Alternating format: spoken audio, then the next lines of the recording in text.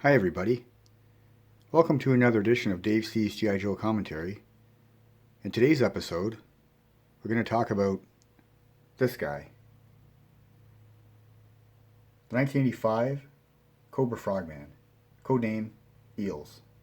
So in the center there is a 1985 American version, mint on card, of the Cobra Frogman. And it's the Hector Garrido art, as all the Joe fans know, the famous G.I. Joe artist for all of the figures and vehicles back then. And obviously this figure is known as an awesome army builder because it was the first aquatic Cobra soldier, and his coloring was pleasing to the eye, with the black and the gray and the red belly with the silver Cobra logo. And yeah, there's the front of the card there. And I remember going into the store and seeing this guy for the first time, and I bought him up right away because he just looked so cool. And the Cobra Night Landing was there too, which is the small kind of SAS style commando boat with the little motor on it, and it came with a radio and a knife and like a grease gun. And I snatched that up too because he looked really awesome on it with Firefly. And yeah, so I'll flip this one around and we can look at the back and read the file card. The file card reads as follows. Cobra Frogman, codename Eels. File name classified. Primary military specialty, underwater demolitions.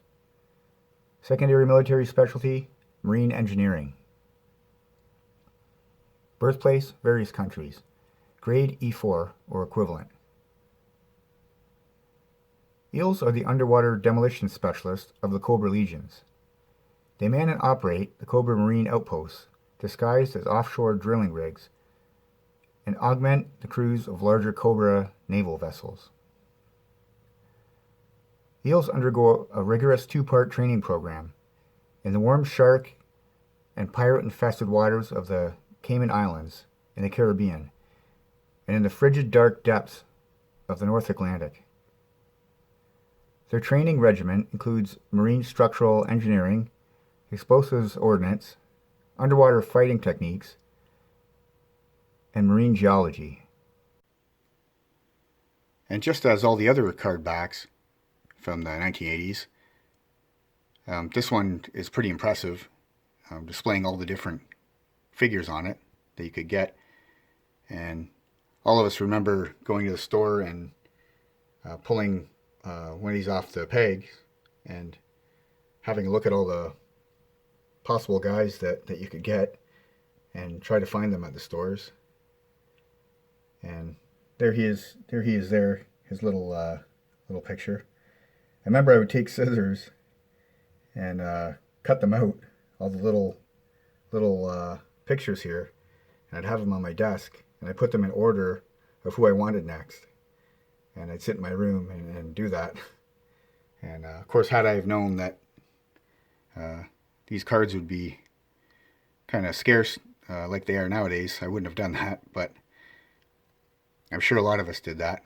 A lot of them have pen marks on them too, I've seen, where people would X them out or circle them, like for the next guy that they wanted.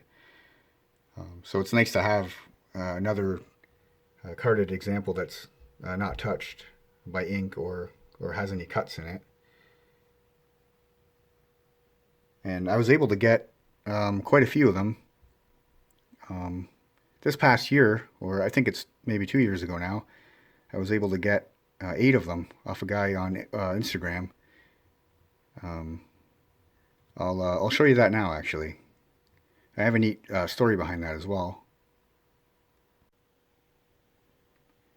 Yeah, so was able to find 8 of them, like I was saying, and there was a guy from Hong Kong, and his name was Uncle George 888.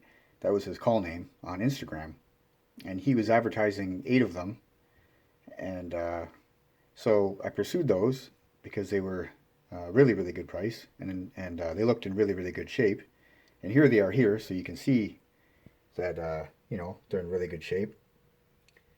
The paint is pretty much perfect on them. But yeah, anyway, so I bought them off him on eBay, through eBay, because that was the way that we decided to do that. And here's a photo up here in the top left of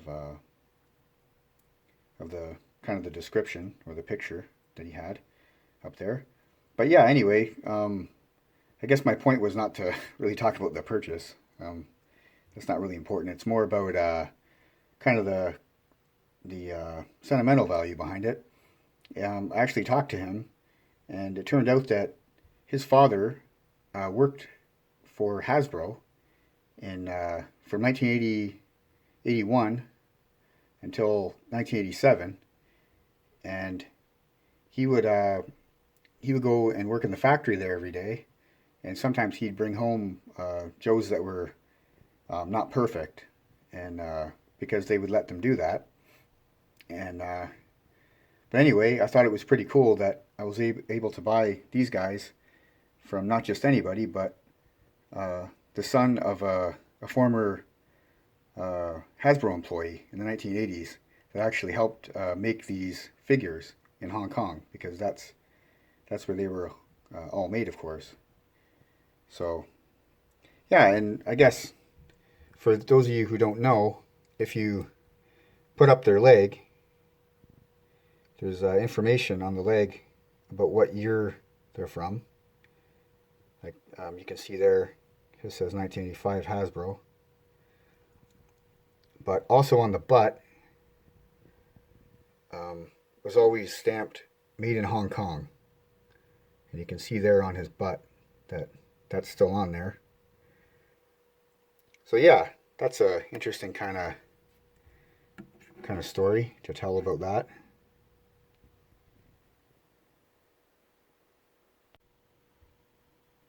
I was able to make pretty good friends with him because we talked about the differences between Canada and Hong Kong, because he still lives there. He never moved away from there, and he's a Joe fan too and still collects G.I. Joes. We talked about different political differences and just the differences between Canada and Hong Kong and North America in general. And it was just really awesome that I could hear a different side of the story, kind of the other side of the coin about G.I. Joe, because his father actually worked at the plant there in Hong Kong in the 1980s, so that was cool. But yeah, he said he doesn't have much left from back then that his father brought home. But since then, now that he's an adult collector, he's gone back and bought a lot of different stuff. And these ones here weren't ones that his father actually brought home to him, because, like I said, the ones that his father brought home from the factory after working his ass off all day, they were kind of not in the best shape. They had paint problems or broken things, but anyway, yeah, they really are a totally awesome army builder, and they came with quite a few accessories, including the double harpoon with a stunner on it, flippers, air hose, air tank, and jetpack. And there they are in that bubble up there. You can see some of the stuff.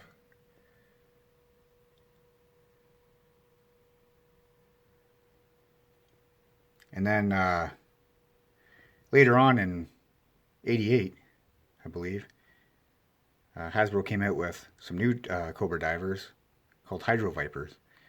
And they took it to the next level, kind of, with, well, maybe a little bit of sci-fi. And it looked kind of creepy, actually. So as much as I liked them, It's not that I don't like them. I do prefer the kind of subdued gray and black tones that the 1985 Cobra Frogman has, opposed to the kind of brighter 87 look. But I always like the helmet on these ones. Look kind of like a demon or something. Be pretty scary and intimidating if those guys were down there in the water chasing you. Here's the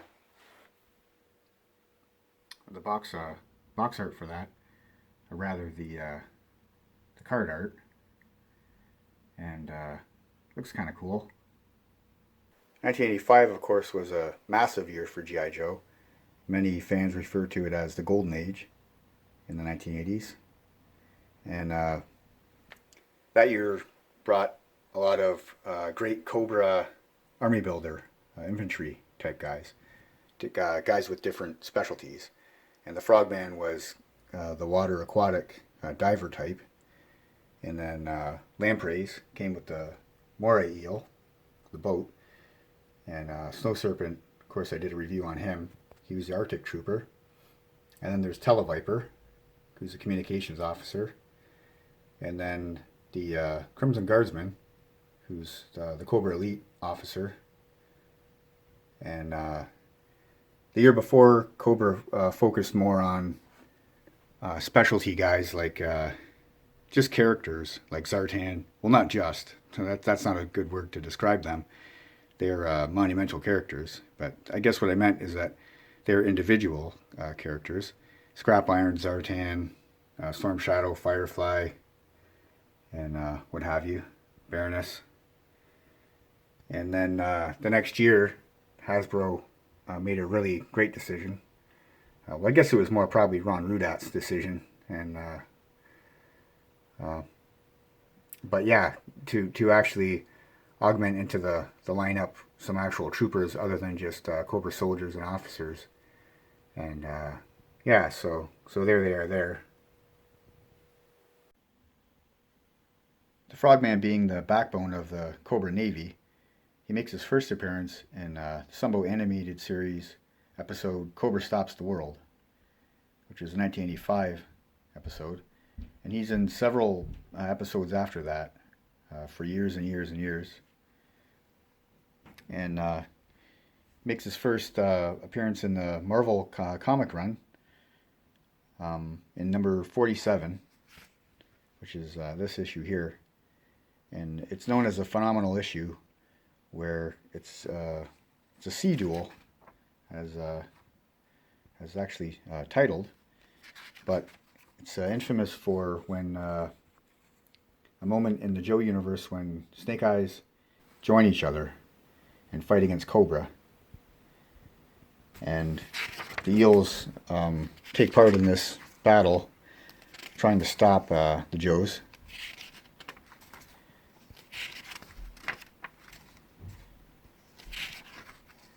And they make their first appearance in this issue. First of many in the comic run as well, just like the cartoon series, because anytime there's a sea battle, there's always Cobra Eels, frogmen. There they are there on a hydro sled. And there they are there on page 14. And they're trying to kill Storm Shadow. And I believe later on they try to kill Snake Eyes in the water, or Storm Shadow it is.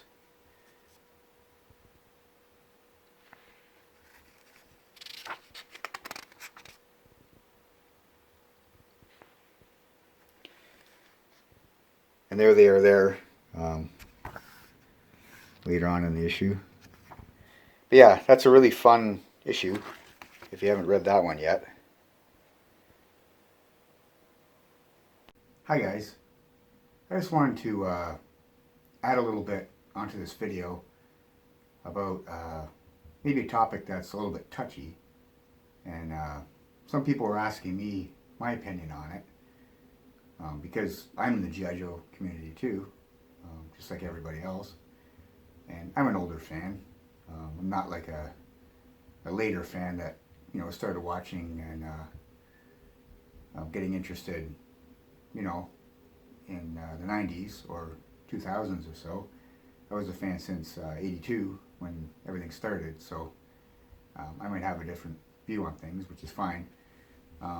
But I consider myself a pretty open person, and I don't like to jump on people or say things that aren't nice. So, but anyway, the topic is this guy, of course, and a lot of people have been talking about him and the movie that's coming out.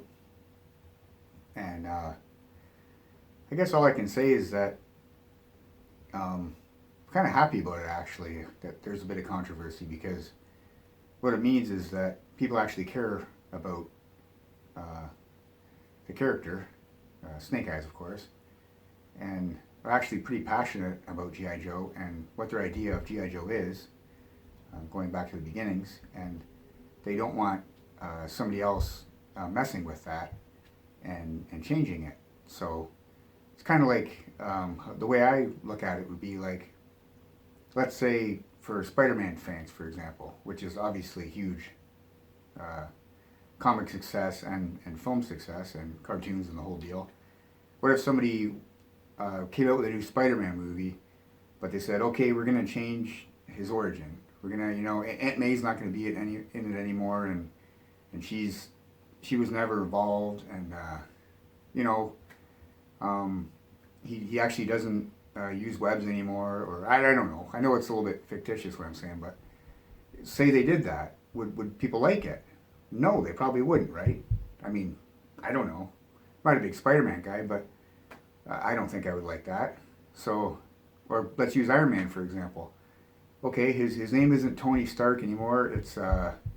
It's Randy Stark, and he's not rich, and his dad wasn't an inventor, and how would people like that, like in the new Marvel movies? And I don't think they would. So I think if you go back and you try to change too much with kind of what got you to the dance, as far as this guy goes, yeah, you are gonna upset some fans, and you're not gonna, just because somebody comes along and takes something and changes it, and then puts a stamp on it that says this is GI Joe. You gotta like it. Well, it doesn't mean we gotta like it, right? So, and again, I'm not being negative. I just looking at it from a longtime fan, and there's things I like about the new movie coming out so far that I've heard, and there's things I don't. But that's okay, because this is Canada, this is the United States, this is anywhere where it's free. We can have opinions, and so I'm kind of happy about it. That maybe some people are cheesed off and talking about it. At least everyone's talking about GI Joe again and Snake Eyes. So okay, take care, guys. Have a good day. Bye. Thanks for watching another episode of Dave C's G.I. Joe commentary. Really appreciate it, guys. See you next time.